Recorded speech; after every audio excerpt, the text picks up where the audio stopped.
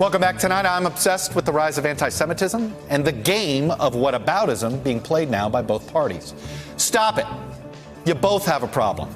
The House will vote tomorrow on a resolution to condemn anti-Semitism. It's a defensive measure by Democrats, prompted by not one, but two remarks by the freshman Democratic Congresswoman Ilhan Omar of Minnesota. Last month, she tweeted that the reluctance of lawmakers to criticize Israel was, quote, all about the Benjamins. In other words, money. And on Friday, she said, I want to talk about the political influence in this country that says it is okay to push for an allegiance to a foreign country. Code for Israel.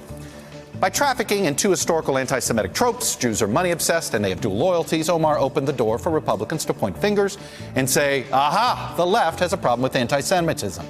And you know what? It does. But unless you want to forget the chance of Jews will not replace us by neo-Nazis in Charlottesville, unless you want to forget President Trump saying there were good people on both sides of that debate, unless you want to forget the synagogue slaughter in Pittsburgh last year, unless you want to forget all of that, you have to acknowledge that the right has a problem with anti-Semitism too. Both sides are doing a lot of finger-pointing, and there's a lot to point to. Isn't that sad? Anti-Semitism is on the rise. On the left, it's on the rise. On the right, it's on the rise in Europe and a lot of other places. So let's not pretend it's on the rise in just the other political party. Good for the Democrats for pushing tomorrow's resolution. Good for those Republicans who tried to shame President Trump for those shameful remarks during Charlottesville.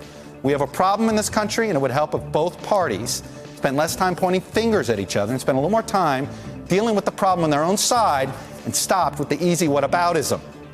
Playing the whataboutism card may make you feel good in the moment, but it doesn't do anything to clear out this stench. Hello, YouTubers. If you're watching this, it means you've checked out our channel, so thank you. Now do me a favor, subscribe by clicking on that button down there.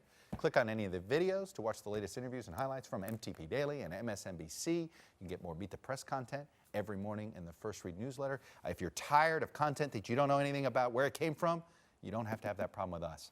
NBC News, MSNBC, MTP, and the Meet the Press mindset right here for you on YouTube. Subscribe now.